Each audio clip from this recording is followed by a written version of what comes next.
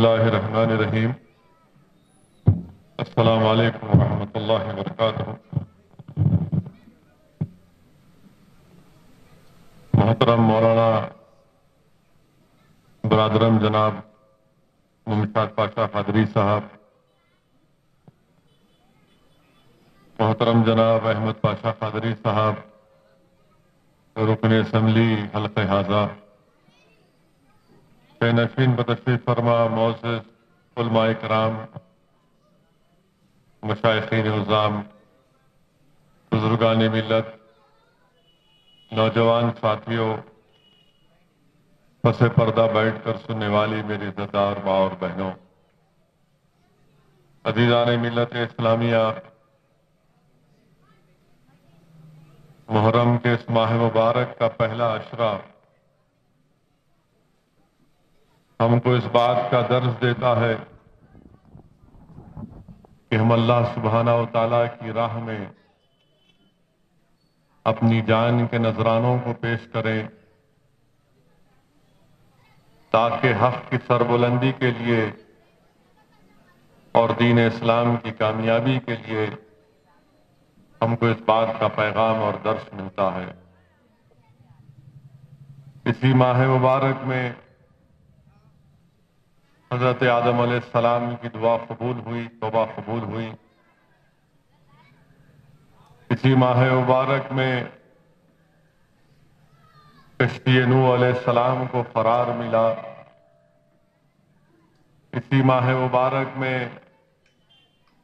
حضرت یونس علیہ السلام مچھلی کے پیٹ سے باہر آئے۔ اسی ماہ مبارک میں حضرت ابراہیم علیہ السلام کی ولادت ہوئی۔ اسی ماہ مبارک میں حضرت عیسیٰ علیہ السلام کی ولادت ہوئی۔ اور جب اللہ کے رسول صلی اللہ علیہ وسلم مکہ سے ہجرت کر کر مدینہ شریف کو تشریف لائے تو اللہ کے رسول صلی اللہ علیہ وسلم نے دیکھا کہ یہودی روزہ رکھتے ہیں، اور جب ماجرا پوچھا گیا کیا وجہ ہے تو کہا گیا کہ آج کے دن 10 محرم کے دن حضرت موسیٰ علیہ السلام کی دعا قبول ہوئی۔ تو اللہ کے رسول صلی اللہ علیہ وسلم نے ارشاد فرمایا کہ حضرت موسیٰ پر ہمارا تم سے زیادہ حق ہے، اور اللہ کے رسول صلی اللہ علیہ وسلم نے یہ خواہش ظاہر کی اپنی امت سے کہ ہم 9 یا 10 محرم کو روزہ رکھیں یا پھر 10 یا 11 کو روزہ رکھیں۔ میرے عزیز دوستوں اور بزرگوں، اس ماہ مبارک میں ہم کو اہل بیت کی قربانیوں کا بھی ایک درس ملتا ہے۔ حضرت ابو سعید خدری رضی اللہ تعالی عنہ حدیث شریف فرماتے ہیں کہ اللہ کے رسول صلی اللہ علیہ وسلم نے فرمایا، حدیث شریف حضرت ابو سعید خدری رضی اللہ تعالیٰ عنہ سے ہے کہ اللہ کے رسول صلی اللہ علیہ وسلم نے فرمایا کہ ایک مسلمان کی دعا رکی رہتی ہے جب تک کہ وہ اللہ کے رسول صلی اللہ علیہ وسلم پر اور اہل بیت پر درود و سلام نہیں پہنچاتا۔ تو حدیث شریف سے معلوم ہوا ہے کہ دعا کی قبولیت کی ضمانت یہ ہے کہ ہم رسول اللہ صلی اللہ علیہ وسلم پر اور آپ کی آل پر درود و سلام بھیجیں۔ میرے عزیز دوستوں اور بزرگوں، میں نے علماء کرام کی زبان سے سنا کہ امام جعفر الصادق رضی اللہ تعالی عنہ نے ارشاد فرمایا کہ اللہ قرآن میں فرماتا ہے کہ وَاعْتَصِمُوا بِحَبْلِ اللَّهِ جَمِيعًا وَلَا تَفَرَّقُوا۔ فرماتے ہیں کہ حبل اللہ کا مطلب اہل بیت۔ قرآن کی آیات میں اللہ فرما رہا ہے کہ اللہ کی رسی کو مضبوطی سے تھام لو تاکہ تم متفرق نہ ہو جاؤ، تم انتشار نہ پیدا ہو جائے۔ تو معلوم ہوا کہ جو اہل بیت کا دامن تھام لے گا وہ انتشار سے بچ جائے گا۔ میرے عزیز دوستوں اور بزرگوں، اللہ کے رسول صلی اللہ علیہ وسلم نے ارشاد فرمایا کہ میری آل کشتی نوح کی طرح ہے، یعنی جو کشتی نوح میں سوار ہو گیا وہ بچ گیا۔ تو علماء کرام نے فرمایا کہ جس نے اہل بیت کا دامن تھام لیا وہ بچ گیا۔ میرے عزیز دوستوں اور بزرگوں، اللہ کے رسول صلی اللہ علیہ وسلم نے فرمایا، دارمی شریف کی روایت ہے کہ رسول اللہ صلی اللہ علیہ وسلم نے ارشاد فرمایا کہ میں نے اپنی بیٹی حضرت فاطمہ کا نام فاطمہ اس لیے رکھا تاکہ وہ اور اس سے محبت کرنے والوں کو اللہ جہنم کی آگ سے بچائے گا۔ تو علماء کرام نے یہ فرمایا، یہ لکھا کہ رسول اللہ صلی اللہ علیہ وسلم کے نواسے شہزادے امام حسن اور حسین کو رحمت اللہ علیہ صلی اللہ علیہ وسلم نے جنت کے نوجوانوں کا سردار قرار دیا۔ تو معلوم ہوا کہ جنت کو اگر حاصل کرنا ہے تو ضروری ہے کہ شہزادی جنت سے اور جنت کے نوجوانوں کے شہزادوں سے محبت کرنا بے حد ضروری۔ عزیز دوستوں اور بزرگوں، رسول اللہ صلی اللہ علیہ وسلم نے حدیث شریف میں آیا کہ ایک مرتبہ رحمت اللہ علیہ صلی اللہ علیہ وسلم امام حسن کا اور امام حسین کا ہاتھ پکڑ کر یہ فرما رہے ہیں کہ جو ان سے محبت کرے گا، جو ان کے والد اور والدہ یعنی حضرت علی شیر خدا امیر المومنین سے محبت کرے گا، جو بی بی فاطمہ سے محبت کرے گا، وہ جنت میں میرے ساتھ ہوگا۔ تو میرے عزیز دوستوں اور بزرگوں، تو معلوم ہوا کہ اہل بیت کی محبت، حضرت علی سے محبت، بی بی فاطمہ سے محبت، امام حسن اور حسین سے محبت، اس بات کی گارنٹی ہے کہ رسول اللہ صلی اللہ علیہ وسلم ارشاد فرما رہے ہیں کہ وہ جنت میں میرے ساتھ ہوگا۔ تو علماء کرام نے لکھا کہ محبوب محب کا دیوانہ ہوتا ہے، محبوب محب کی اداؤں کو اپناتا ہے، اور اگر ہمارے دل میں اہل بیت کی محبت ہے تو یاد رکھو، علماء کرام نے فرمایا کہ جس کے دل میں حسین کی محبت ہے، جس کے دل میں امیر المومنین شیر خدا کی محبت ہے، جس کے دل میں بی بی فاطمہ کی محبت ہے، جس کے دل میں حضرت زینب کی محبت ہے، جس کے دل میں علی اکبر اور علی اصغر کی محبت ہے، جس کے دل میں امام جعفر الصادق اور امام زین العابدین کی محبت ہے، جس کے دل میں امام باقر کی محبت ہے، جس کے دل میں اہل بیت کی محبت ہے، تو محبت کا تقاضا یہ ہے، بلکہ یہ محبت اس بات کا مطالبہ کرتا ہے کہ ہم باطل طاقتوں سے، باطل نظریات سے سمجھوتا دور کی بات، ہم ان سے مقابلہ کرتے رہے۔ میرے عزیز دوستوں اور بزرگوں، امام یوسف بن اسماعیل نبہانی رحمت اللہ علیہ اپنی کتاب برکات آل رسول میں لکھتے ہیں کہ ایمان کا تقاضا یہ ہے، رسول اللہ صلی اللہ علیہ وسلم فرما رہے ہیں کہ میری آل سے اور میرے اصحاب سے محبت یہ دین اسلام کی بنیاد۔ اب ایمان کی بنیاد یہ حدیث شریف سے علماء کرام بتاتے ہیں کہ اصحاب رسول صلی اللہ علیہ وسلم سے محبت اور اہل بیت سے محبت۔ تو معلوم ہوا کہ جس کے دل میں یہ ایمان کی بنیاد نہیں، اگر کوئی عمارت ہم کھڑا کرتے ہیں اور اس میں اگر بنیاد نہیں ہوتی، مضبوط بنیاد نہیں ہوتی، تو ایمان ٹھہرتی نہیں۔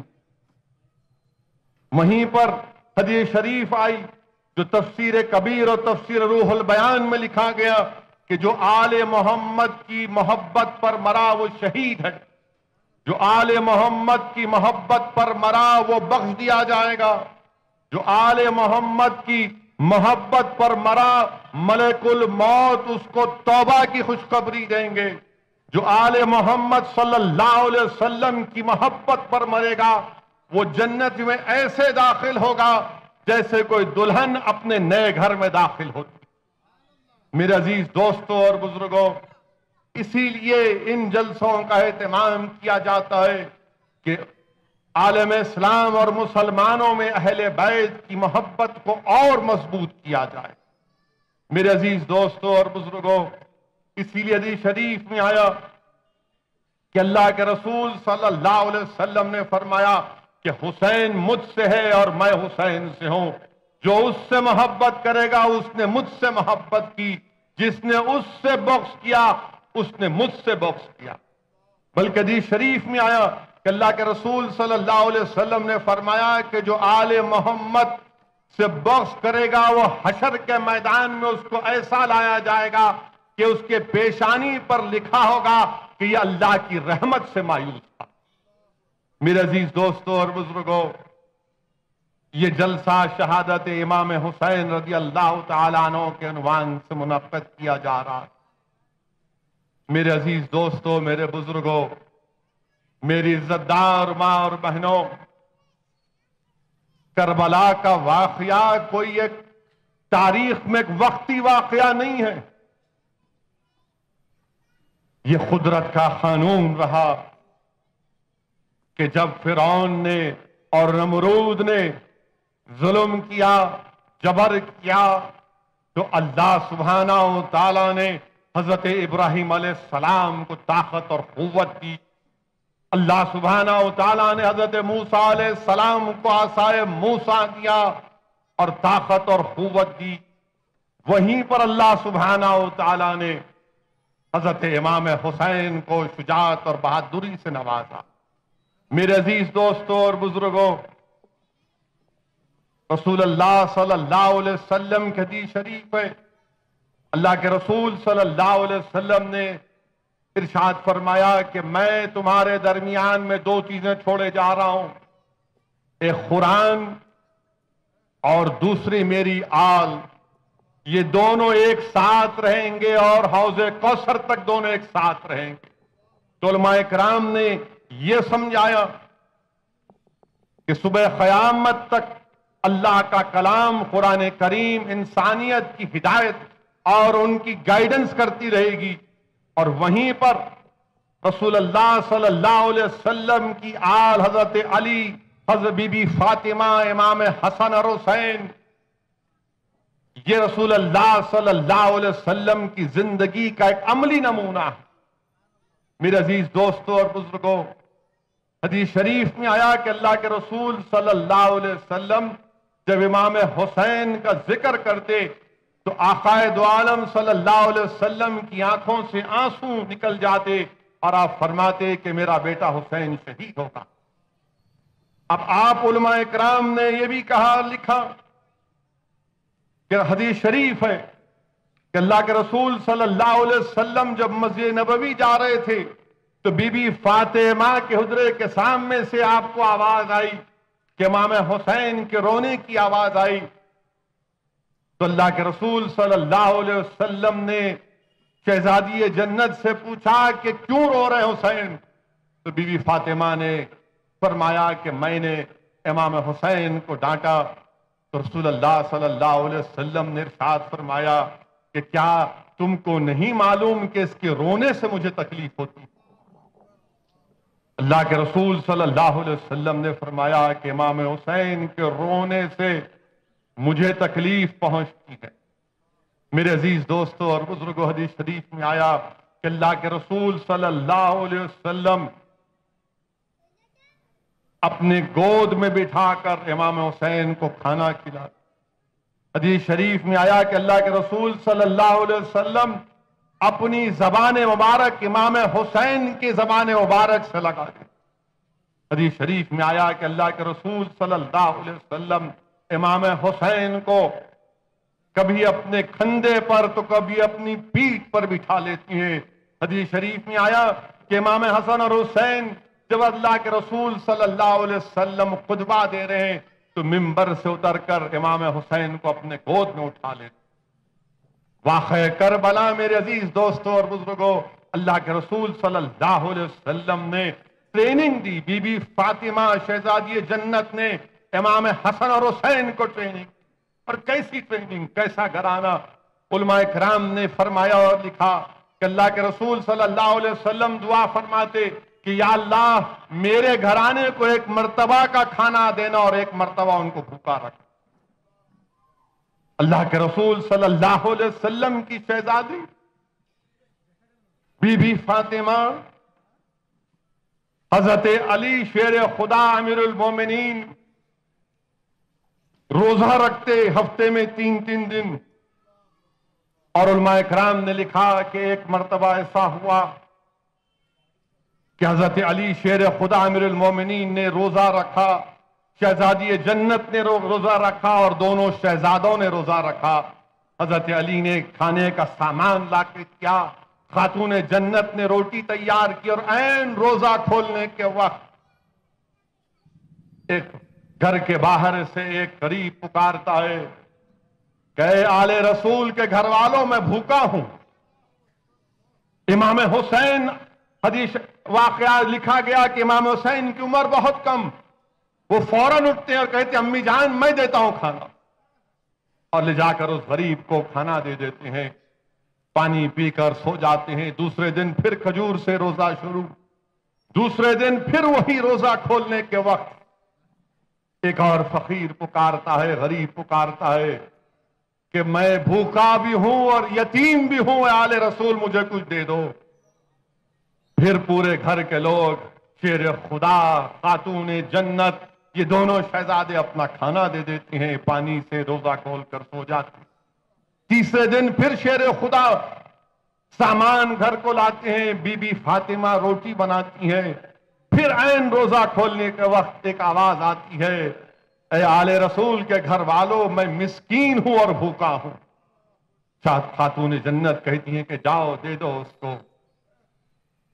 اب آپ اندازہ لگائیے کہ 3 دن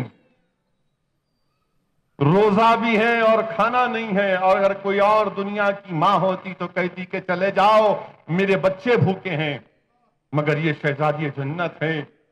حضرت علی شیر خدا امام حسن اور حسین کو لے کر مسجد نبوی کو آتی ہیں، اور اللہ کے رسول صلی اللہ علیہ وسلم ان کی طرف دیکھ کر ارشاد فرماتے ہیں کہ علی، حضرت جبرائیل کھڑے ہیں اور وہ کہہ رہے ہیں کہ اللہ اس کا رسول تم نے جو سخاوت کی اللہ اس پر راضی ہو گیا۔ میرے عزیز دوستوں اور بزرگوں، کربلا یہ ٹریننگ دی گئی۔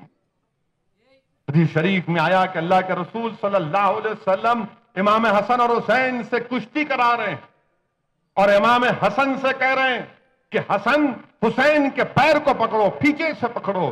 بی بی فاطمہ شہزادی جنت کہتی ہیں کہ یا رسول اللہ صلی اللہ علیہ وسلم حسین تو چھوٹا ہے، آپ بڑے سے کہہ رہے ہیں۔ اللہ کے رسول صلی اللہ علیہ وسلم نے ارشاد فرمایا، شہزادی جنت سے ارشاد فرمایا کہ تم نہیں جانتی کہ جبرائیل حسین کو سکھا رہے ہیں، میں حسن کو سکھا رہا ہوں۔ میرے عزیز دوستوں اور بزرگوں، یہ ٹریننگ دی گئی تھی۔ اور آج کے زمانے میں ہمارے بچے، اگر ان کو پیزا نہیں ملا، اگر ان کو کھانے کو کچھ نہیں ملا، تو یقین جانیے میں ایسے کئی واقعات کو جانتا ہوں کہ یا تو اولاد نے پلیٹ کو پھینک کر توڑ دیا، یا ٹی وی کو توڑ دیا، یا گھر سے نکل کر چلا گیا، مگر یہاں شہزادی جنت کا مزاج دیکھو، شیر خدا امیر المومنین کی تربیت دیکھو آپ۔ اسی لیے وہ 10 دن کربلا کے امام حسین اور آل رسول نے کیسے گزارے، کیونکہ ٹریننگ دی گئی۔ اللہ کے رسول صلی اللہ علیہ وسلم اپنی آنکھ سے آنسو نکل رہے ہیں اور فرما رہے ہیں کہ میرا بیٹا شہید ہوگا۔ میرے عزیز دوستوں اور بزرگوں، اہل بیت کی محبت کا میں نے ذکر کیا ایک اہم واقعہ جو مجھے یاد آ رہا ہے، فاروق اعظم کا۔ جب فارس ایران فتح ہوا تو فاروق اعظم نے اپنے فرزند عبداللہ ابن عمر کو 500 درہم وظیفہ دیا، اور امام حسین کو 5000۔ آپ کے فرزند نے جا کر کہا ابا جان یہ کیا بات ہے کہ مجھے 500 اور امام حسین کو 5000؟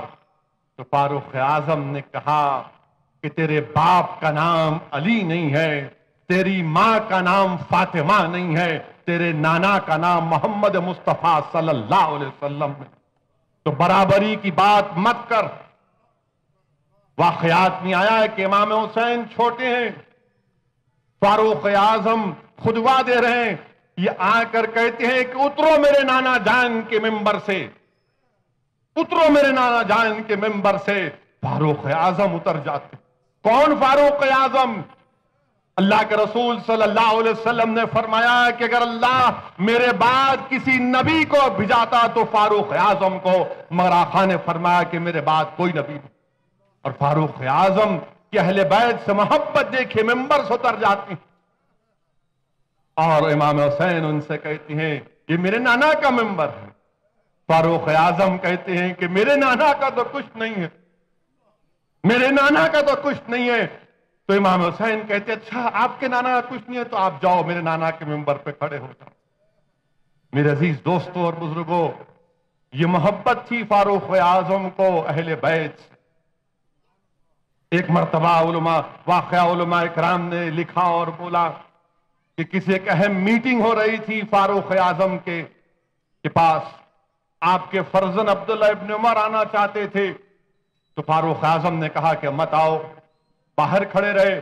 امام حسن آئے اور کہا کہ مجھے ملنا ہے، تو عبداللہ ابن عمر رضی اللہ تعالیٰ عنہ نے کہا کہ آپ جا سکتے ہیں، میں نہیں جا سکتا۔ انہوں نے کہا نہیں کوئی بات نہیں، میں نماز ظہر میں آئیں گے میں ملاقات کر لوں گا۔ جب باہر نکلے فاروق اعظم تو پوچھا کوئی آئے تھے کیا؟ تو آپ کے فرزند نے بتایا کہ امام حسن آئے تھے۔ تو کیوں تم نے آنے نہیں دیا اندر؟ تو انہوں نے فرمایا کہ میں نے ان سے گزارش کی کہ آپ چلے جائیے، تو انہوں نے کہا کہ نہیں نماز میں ملاقات کر لوں گا۔ وہ فاروق اعظم دوڑے اور امام حسین سے کہا کہ اے شہزادے، یہ آپ کے نانا کی وجہ سے یہ تمام عزت مجھ کو ملی، ورنہ میں تو مکے میں اونٹے چرواتا۔ میرے عزیز دوستوں اور بزرگوں، یہ اہل بیت سے محبت ہے۔ اور مجھے یہاں پر ایک عاشق رسول کا واقعہ یاد آ رہا ہے، اور مجھے یقین ہے کہ میرے بھائی مولانا ممشاد پاشا اس کو اور تفصیل سے اپنے بصیرت افروز کتاب میں آپ کے سامنے رکھیں گے کہ ایک عاشق رسول کو، ایک امام کو، عالم دین کو زمانے میں ہمارے ملک میں پالکی میں بٹھا کر لے کر جاتے۔ جب اس عاشق رسول کو پالکی میں بٹھا کر لے کر جا رہے تھے تو اس عاشق رسول نے پکار کر کہا کہ نیچے رکھو اس پالکی کو، مجھے رسول اللہ صلی اللہ علیہ وسلم کے خون کی خوشبو آتی۔ اترے اور ان چار اٹھانے والے جو مزدور تھے ان سے کہا کہ بتاؤ تم میں آل رسول کون ہے؟ تو ایک نے کہا کہ دیکھیے مزدور کو مزدوری سے مطلب ہے، آپ کو یہ حق نہیں ہے کہ آپ اس سے سوال اس طرح کا سوال کریں۔ تو وہ عاشق رسول اپنے سر کا امامہ اتار کر اس مزدور کے پیروں پر رکھ کر کہتی ہیں کہ تمہارے نانا کا صدقہ ہی تو کھا رہا۔ اور پھر اپنے فرزند کو اور دوسرے دو جو عالم دین تھے، جس میں ایک بخاری شریف کی عالم، اور چاروں مل کر اس مزدور کو اس پالکی میں بٹھا کر اٹھا کر لے کر جاتے۔ تو میرے عزیز دوستوں اور بزرگوں، اہل بیت سے محبت، حضرت علی سے محبت، بی بی فاطمہ، امام حسن اور حسین، بی بی زینب سے، امام زین العابدین سے، امام باقر سے، امام جعفر الصادق سے، یہ اہل بیت کی محبت ایمان کا تقاضا ہے۔ یاد میرے عزیز دوستوں اور بزرگوں، اللہ کے رسول صلی اللہ علیہ وسلم نے ارشاد فرمایا کہ امام حسین میرے اسباط میں سے سبط ہیں، میرے اسباط میں سے سبط ہیں۔ شیخ عبداللہ محدث دہلوی اشط اللومات میں تحریر فرماتے ہیں، شیخ محدث دہلوی تحریر فرماتے ہیں کہ قرآن میں والاسباط کا ذکر حضرت یعقوب علیہ السلام کی آل کے تعلق سے بھی ہوا۔ اور شیخ عبداللہ محدث دہلوی مجھ جیسے جاہل کو سمجھانے کے لکھتے ہیں کہ سبط کے معنی یہ ہے کہ ایک درخت کی جو شاخ ہوتی ہے، جو درخت کا تنا ہوتا ہے وہ تنا اس درخت کے جڑ سے منسلک ہوتا ہے. اور شیخ عبدالحق لکھتے ہیں کہ درخت اسلام کا تنا امام حسین ہے اور جڑیں جو منسلک ہے رسول اللہ صلی اللہ علیہ وسلم سے. اور اس تنے کی کئی شاخیں ہیں، کوئی شاخ بخارا میں ہے، کوئی شاخ اجمیر میں ہے، کوئی شاخ بغداد میں ہے، تو کوئی شاخ مصر میں ہے. اور صبح قیامت تک اسلام ثمراور رہے گا انہی شاخوں کی وجہ سے. میرے عزیز دوستوں اور بزرگوں، امام حسین کربلا میں کیوں آئے؟ تو علماء کرام نے لکھا کہ یزید پلید کے دربار میں اسلام کی کوئی حیثیت نہیں تھی. طبیعت شریعت پر غالب آ چکی تھی. یزید کے دربار میں کتے اور بلیوں کا ناچ ہوتا تھا، شراب نوشی عام تھی. یزید کو جانوروں کے لڑنے کے دیکھنے کا ایک ماحول بن چکا تھا. تو اللہ سبحانہ و تعالیٰ نے امام حسین کو، دین اسلام کو بچانے کے لیے امام حسین کربلا میں آئے. علماء اکرام نے لکھا کہ امام حسین امام عالی مقام اپنے بچپنے میں رسول اللہ صلی اللہ علیہ وسلم کی عنبری زلفوں کو اپنے ہاتھوں سے تھامتے تھے. تو جو ہاتھیں رحمت للعالمین صلی اللہ علیہ وسلم کی عنبری زلفوں کو تھامتی تھیں، وہ کربلا کے میدان میں اسلام کی ڈوبتی ہوئی کشتی کو بچا دی. میرے عزیز دوستوں اور بزرگوں، علماء کرام نے لکھا کتنے تھے؟ 72 آل رسول ہے. امام حسین کے ساتھ کتنے تھے؟ اور مد مقابل یزید کی فوج 20,000 تھے. 20,000. اور جس جگہ کا انتخاب امام حسین نے کیا، امام جلال الدین سیوطی رحمت اللہ علیہ خصائص الکبریٰ میں اور دلائل النبوہ میں ابو نعیم لکھتے ہیں کہ ایک مرتبہ حضرت علی سفر کر رہے ہیں اور ایک سفر کے مقام پر پہنچ کر کہتے ہیں کہ یہ پکار کر کہتے ہیں، بلکہ حضرت یحییٰ حضرمی لکھتے ہیں کہ حضرت علی نے پکار کر کہا کہ ابو عبداللہ دریائے فرات کے کنارے صبر کرنا. تو پوچھنے والے نے پوچھا کہ یا علی شیر خدا کس سے کہہ رہے ہیں؟ تو کہا کہ میں نے رسول اللہ صلی اللہ علیہ وسلم سے سنا کہ میرا بیٹا حسین دریائے فرات کے کنارے شہید ہو گیا ہوگا، اس کو پکار کر کہہ رہا ہوں. امام جلال الدین سیوطی خصائص الکبریٰ میں لکھ رہے ہیں کہ شیر خدا امیر المومنین اس جگہ کو بتا رہے ہیں کہ اس جگہ پر حسین شہید ہوگا، اس جگہ پر حسین کے ساتھ آل رسول کے اونٹوں کے کجاوے رکھنے کی جگہ ہوگی. یہ جگہ خون گرے گا اور جتنے اس دن شہید ہوں گے وہ بغیر حساب کتاب کی جنت میں جائیں گے. شیر خدا فرماتے ہیں کہ زمین و آسمان ان پر روئے گی. علماء کرام نے یہ سوال کیا، بلکہ پیغام دیا ہم کو کہ اللہ کے رسول صلی اللہ علیہ وسلم سے شیر خدا تک سب جانتے تھے کہ امام حسین شہید ہوں گے.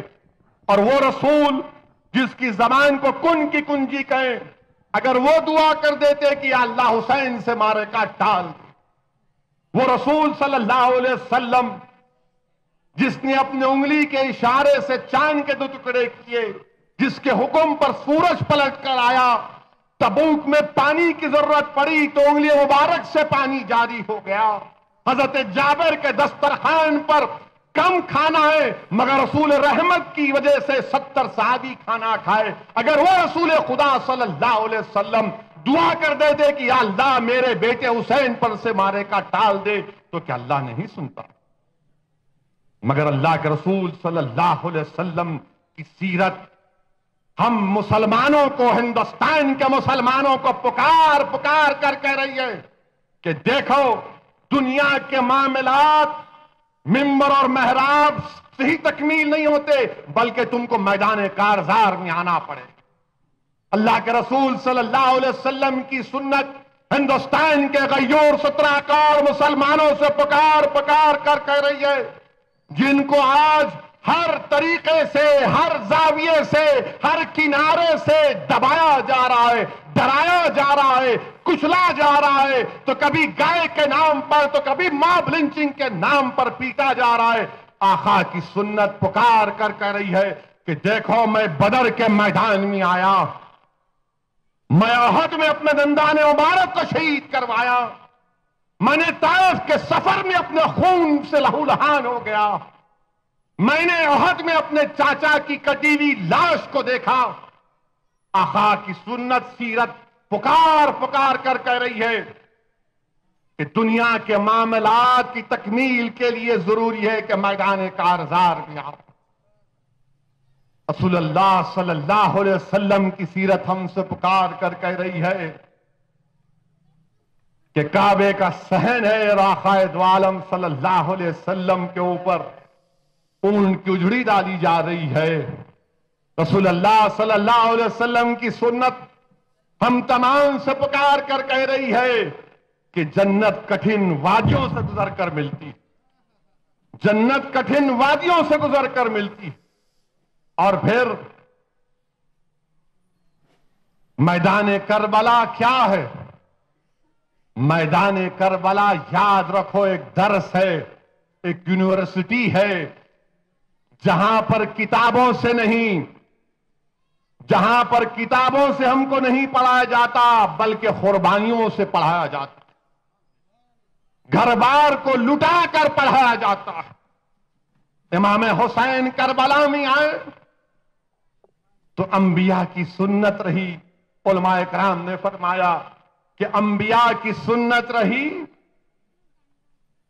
کہ ہجرت کرنا امام حسین نے کی، انبیاء کی سنت رہی کہ پیاسے رہنا، امام حسین کو پیاسے رہنا پڑا، انبیاء کی سنت رہی کہ خاندان کو لٹا دینا، امام حسین نے اپنے خاندان کو لٹا دیا، انبیاء کی سنت رہی کہ صبر کرنا، اور امام اگر صبر نہ کرے تو وہ خود تو صابرہ کی اولاد ہے، حضرت فاطمہ کے صاحبزادے ہیں جن کو بی بی فاطمہ نے صبر کی ٹریننگ۔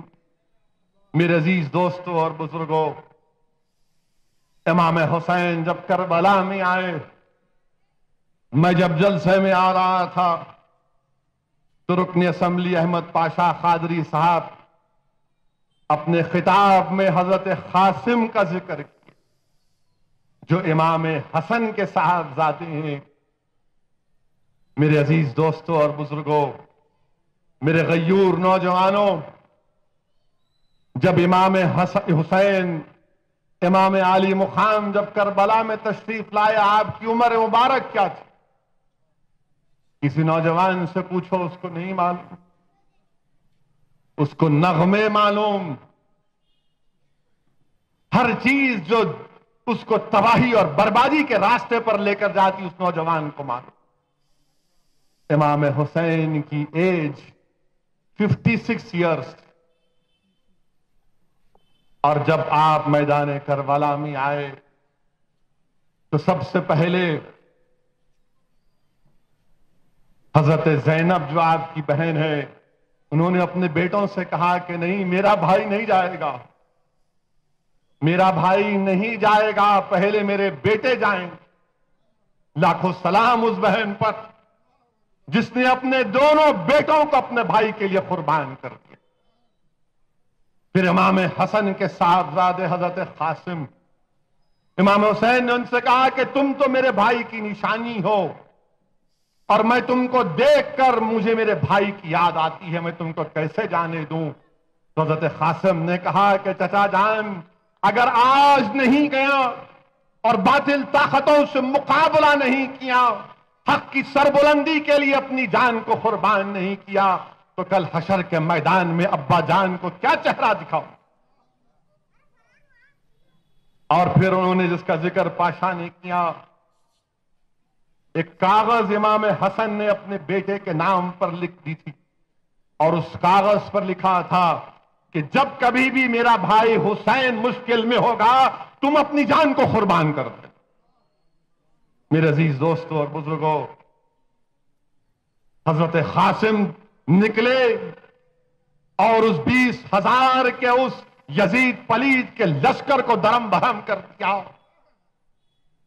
اور پھر اس کے بعد ایک آواز آئی چچا جان، تو حضرت قاسم شہید ہوئے۔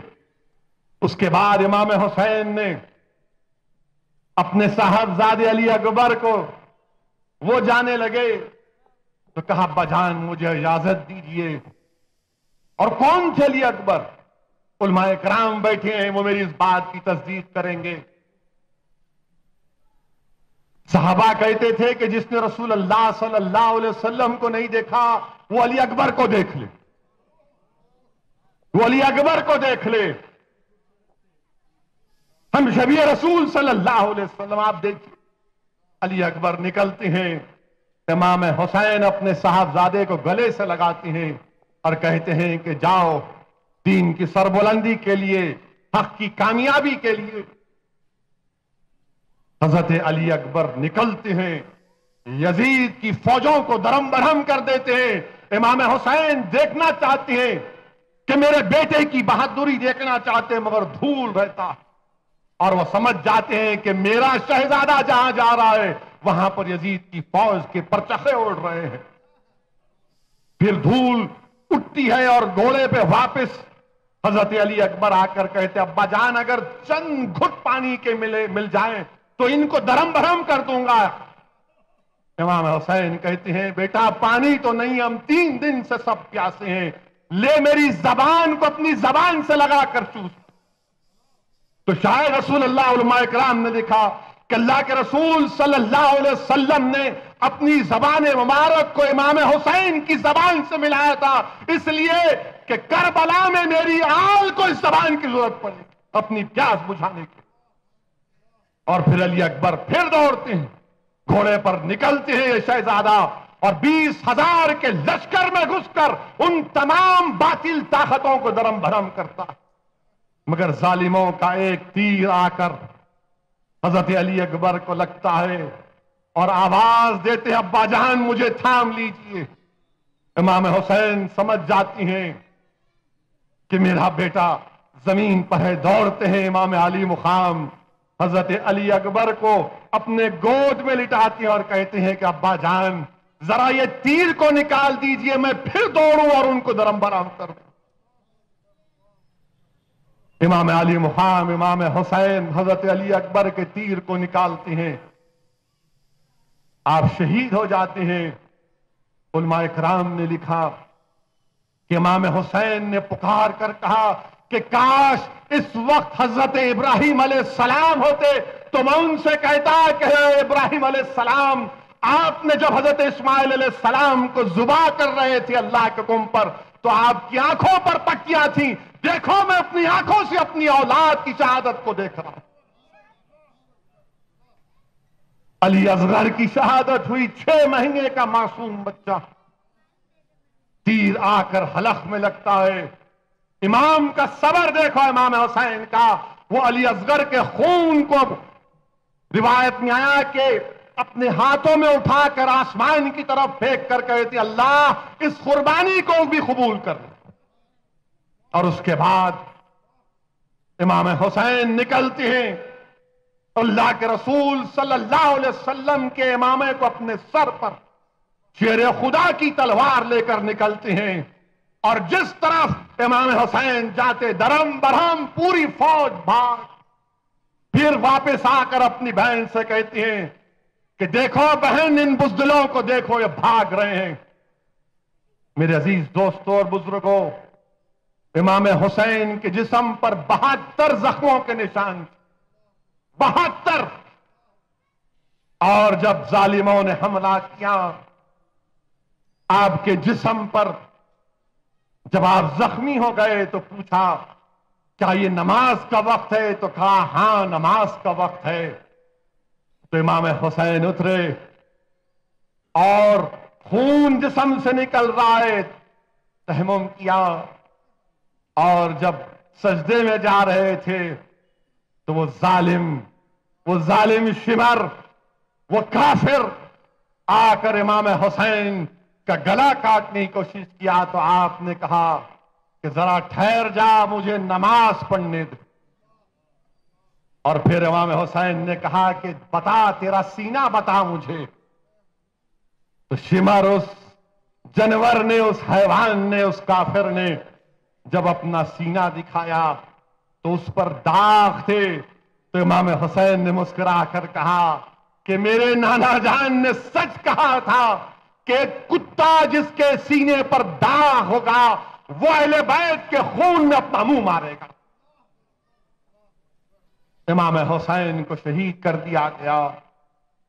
میرے عزیز دوستوں اور بزرگوں، یاد رکھو، بلکہ ہندوستان کے غیور مسلمانوں کو ایک پاگل دیوانہ سرزمین حیدرآباد سے تم سے کہہ رہا ہے کہ جو ہم پر ظلم کر رہے ہیں، یاد رکھو وہ بچیں گے نہیں۔ سورہ ابراہیم کی 41 آیات ہے، اگر میں غلط نہ کہوں تو اللہ ان تمام ظالم لوگوں سے کہہ رہا ہے کہ میں تمہارے ظلم سے باخبر ہوں۔ اللہ سورہ ابراہیم میں فرما رہا ہے ظلم کرنے والوں کے تعلق سے کہ میں تمہارے ظلم سے باخبر ہوں اور تمہارا ظلم کا حساب کتاب ہوگا۔ جو آج ہم پر ظلم کر رہے ہیں، ظلم کا حساب کتاب ہوگا۔ امام حسین کو شہید کیا گیا اور ابن زیاد کے پاس جب امام حسین کے کٹے ہوئے سر کو لایا گیا تو اس نے بدتمیزی کی۔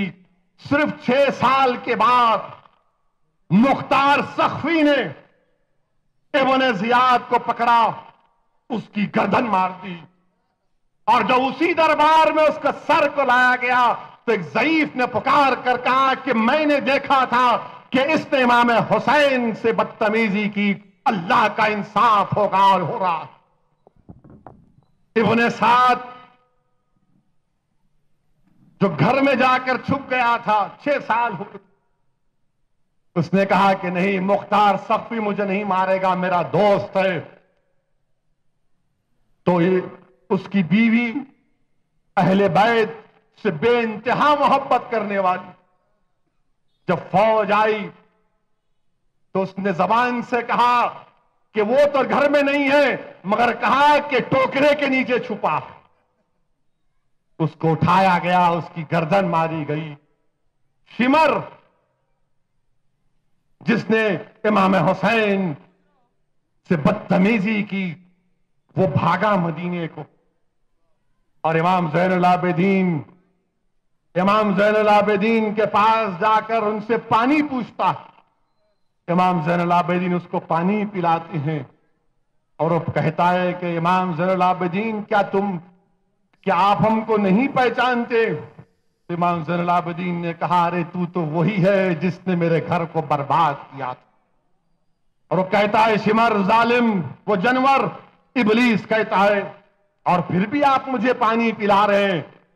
تو امام زین العابدین نے کیا تاریخی جواب دیا، کہا کہ ہاں، تیرا کام پانی بن کرنا ہے اور ہمارے گھرانے کی شان ہے کہ تم کو پانی پلا۔ اور شمر پکڑا گیا تو کیسے سزا دی گئی اس کو؟ جو بھوکے کتے تھے اس پر چھوڑ دیا گیا۔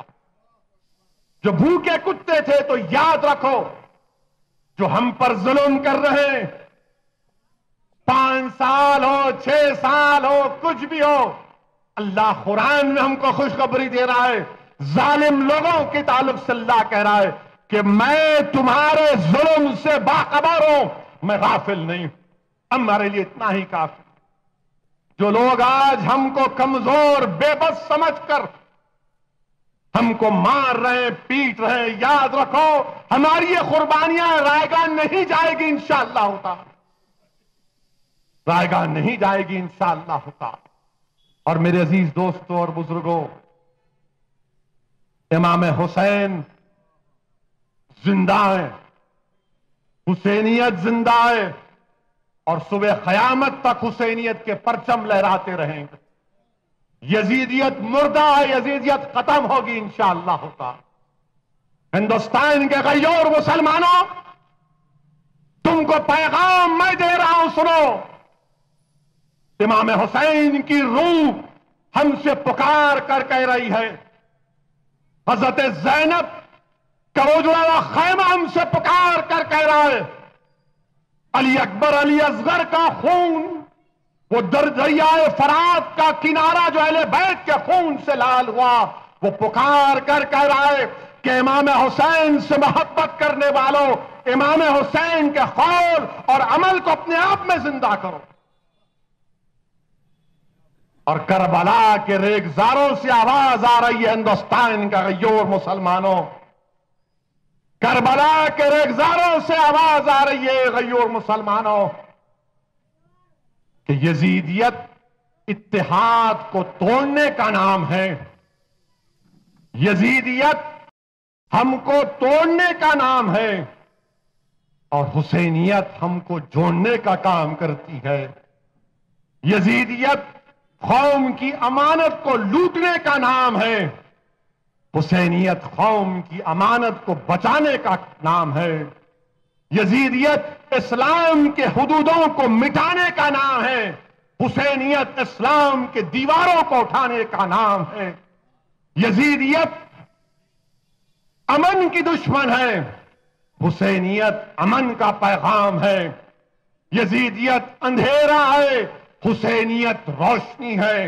میرے عزیز دوستوں اور بزرگوں، یہ پیغام کربلا ہے کہ ڈرنے اور گھبرانے کی ضرورت نہیں ہے، اپنے ہمت اور حوصلے کو بلند رکھو۔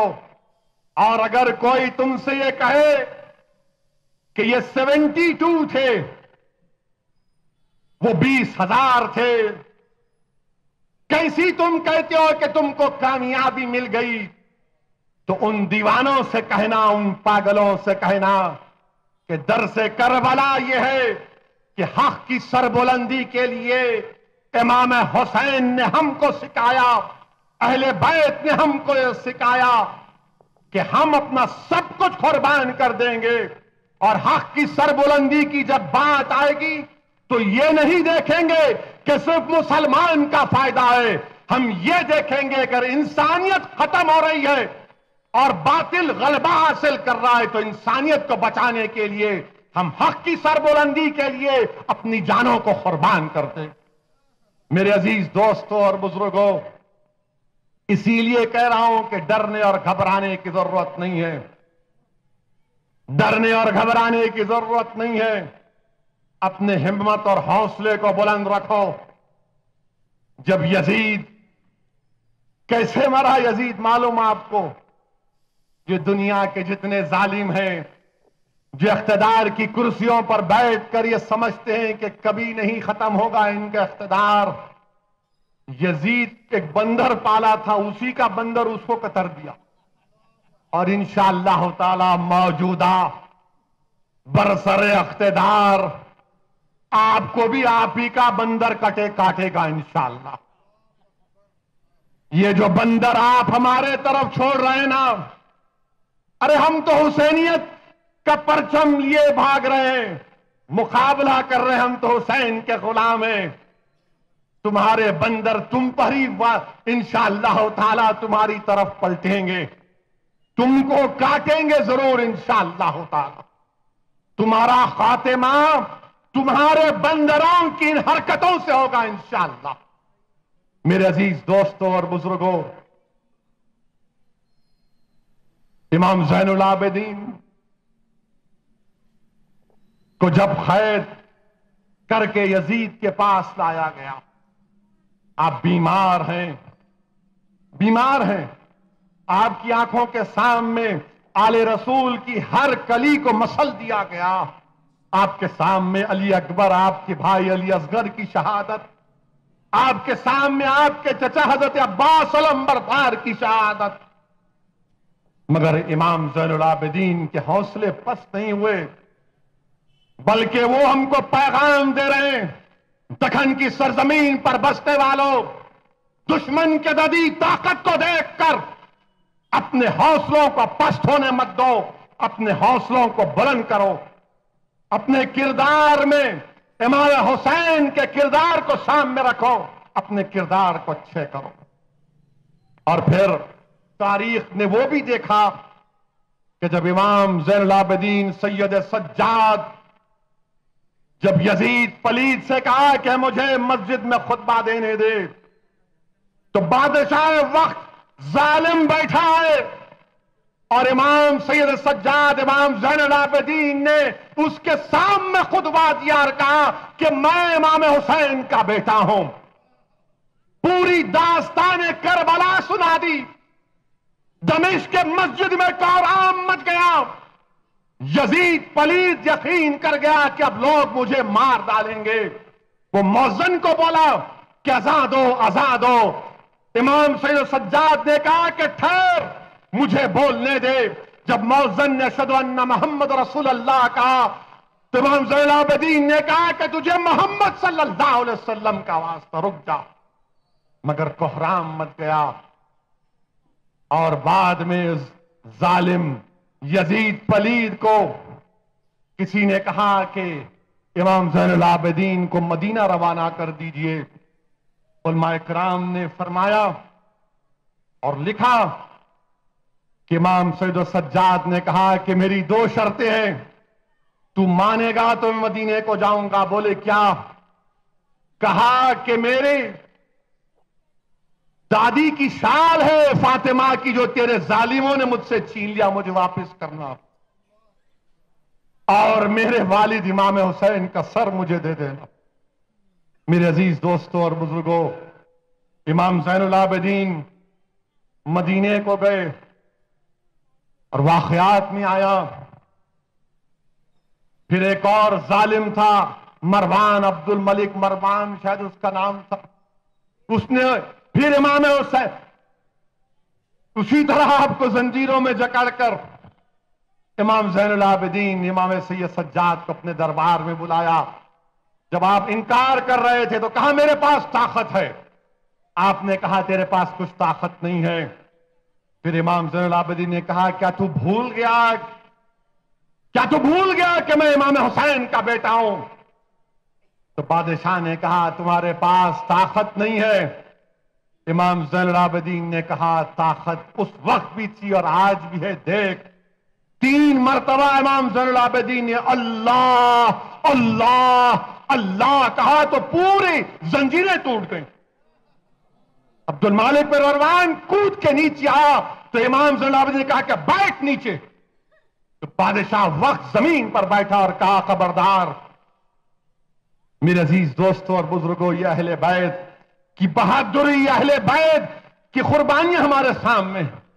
میرا یہاں پر آ کر بیان کرنے کا مقصد یہ کہ ہم اپنے رشتے اہل بیت کی غلامی کو اور مضبوط کریں، صحابہ سے اپنی محبت کو اور مضبوط کریں، کیونکہ اللہ کے رسول صلی اللہ علیہ وسلم کا ارشاد کہ ایمان کا تقاضا یہ ہے، دین اسلام کی بنیاد کیا ہے؟ صحابہ رسول صلی اللہ علیہ وسلم سے محبت اور اہل بیت سے محبت۔ میرے عزیز دوستوں اور بزرگوں، اپنے حوصلوں کو بلند رکھیے۔ میں جانتا ہوں ہمارے وطن عزیز میں بہت سے واقعات ہیں، مجھے یقین ہے کہ انشاءاللہ تعالی یہ تمام ظلم ختم ہوگا۔ مجھے یقین ہے کہ وطن عزیز میں امن اور مضبوط ہوگا، اور جو اقتدار کی کرسیوں پر بیٹھ کر یزید پلید کے جانشین بنے بیٹھے ہیں، انشاءاللہ تمہارا بھی خاتمہ ہوگا۔ مگر ہم اتنا ہی کہنا چاہتے ہیں ہندوستان کے وزیر اعظم سے، ہمارے وزیر اعظم سے، کہ ذرا اکانومی کی بھی خبر لیجئے۔ آپ صرف ہماری خبر لے رہے ہیں، ہم تو مٹنے آئے ہیں، ہم مٹ جائیں گے، مگر جسمانی طور پر مٹیں گے، ہمارا نام و نشان نہیں مٹے گا۔ جسمانی طور پر مٹ جائیں گے، ہم تو تیار ہیں، ہم نے تو کلمہ پڑھ لیا، ہم نے تو کلمہ پڑھ کے اپنی زندگی کو اللہ کی راہ میں قربان کرنے کا وعدہ کیا، مگر اکانومی کی خبر لیجیے، 5 روپے کا بسکٹ کوئی خریدنے تیار نہیں۔ 10 لاکھ نوکریاں جا رہی ہیں آٹو موبائل انڈسٹری میں، ہر جگہ نوکریاں جا رہی ہیں۔ آپ ذرا اس کی خبر لیجئے، ہماری خبر لیتے رہیے، کوئی بات نہیں، کچھ ہونے والا نہیں ہے انشاءاللہ تعالی۔ اگر ہم اللہ پر توکل کرتے رہیں گے، اللہ کی ذات سب سے بڑی ہے، یاد رکھو، اللہ سبحانہ و تعالی ہمارے لیے کافی ہے۔ حسبنا اللہ و نعم الوکیل و نعم المولا و نعم النصیر۔ میرے عزیز دوستو، میرے نوجوانوں، نماز کی پابندی کرو، نماز کی پابندی کرو۔ آج 10 محرم کی رات ہے تو امام علی مقام کیا کر رہے تھے؟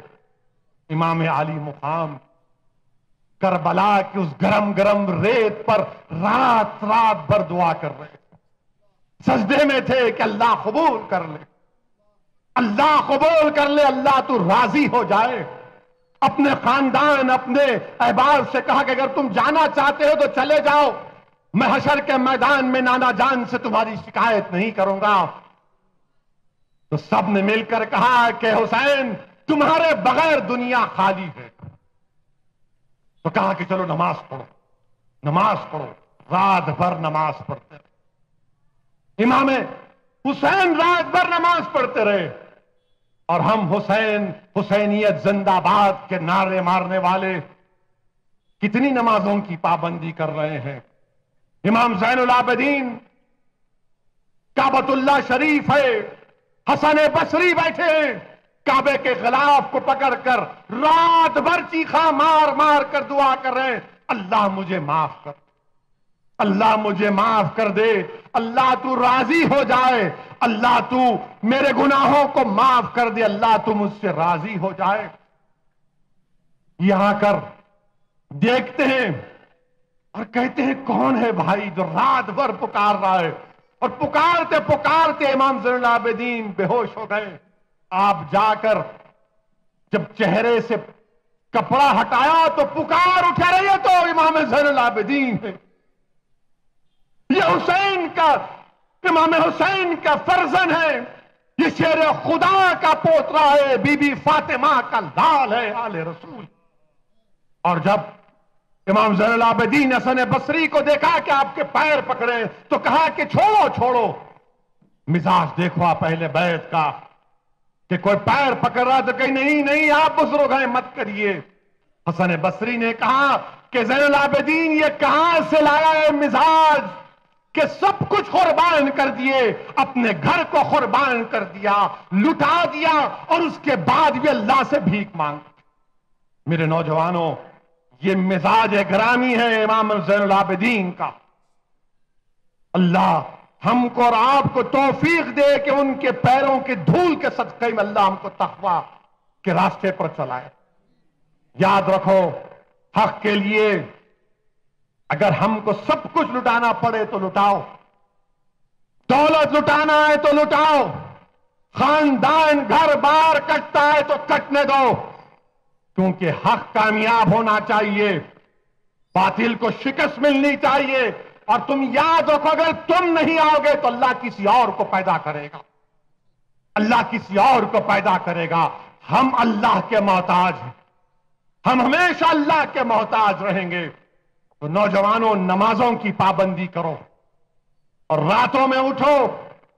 اگر زندگی میں کبھی نہیں اٹھے تو آج کی رات فجر سے 1 آدھا گھنٹہ پہلے 2 رکعت نماز پڑھو، سجدے میں جا کر اللہ سے بھیک مانگو کہ اللہ وطن عزیز میں امت محمدی پر جو ظلم ہو رہا ہے، کربلا والوں کے صدقے میں ہمارے ایمان کو مضبوط فرما۔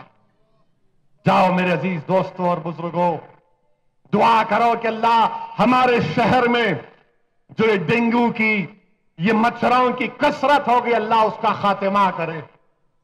اللہ ہمارے شہر میں یہ تمام بیماریوں کا خاتمہ کرے۔ اللہ ہندوستان سے تمام بیماریوں کا خاتمہ کرے۔ یہ وطن عزیز ایک مضبوط وطن بنے جہاں پر امن ہو، جہاں پر انصاف ہو، جہاں پر باطل طاقتوں کو شکست ہو، یہاں پر انسانیت آرام سے رہ سکے۔ اٹھو نوجوانوں، ڈرنے اور گھبرانے کی ضرورت نہیں ہے، اپنے حوصلوں کو بلند رکھو، اللہ ہمارے ساتھ ہے۔ اور اللہ قرآن میں ارشاد فرما دیا کہ ظالموں سے اللہ کہہ رہا ہے کہ میں باخبر ہوں، اللہ فرما رہا ہے کہ میں باخبر ہوں، انشاءاللہ تعالی ان قریب میں ان ظالموں کا خاتمہ ہوگا اور حق کی کامیابی ہوگی۔ ضرورت اس بات کی ہے کہ ہم اپنے حوصلوں کو بلند رکھیں، اپنے اللہ سے اور اس کے رسول صلی اللہ علیہ وسلم سے اپنے رشتے کو اور مضبوط کریں، قرآن کی تعلیمات پر عمل پیرا ہو جائیں، قرآن کی تعلیمات پر عمل پیرا ہو جائیں، رسول اللہ صلی اللہ علیہ وسلم کی سنت کو اپنائیں، اہل بیت کی قربانیوں کو اپنی زندگی کے سامنے رکھیں اور اپنے لیے ایک مشعل راہ سمجھیں اور کوشش کریں کہ ہم اس راہ پر چلیں اور انشاءاللہ تعالی اللہ ہم کو کامیاب اور غالب کرے گا۔ شکریہ، وآخر الدعوان الحمدللہ رب العالمین۔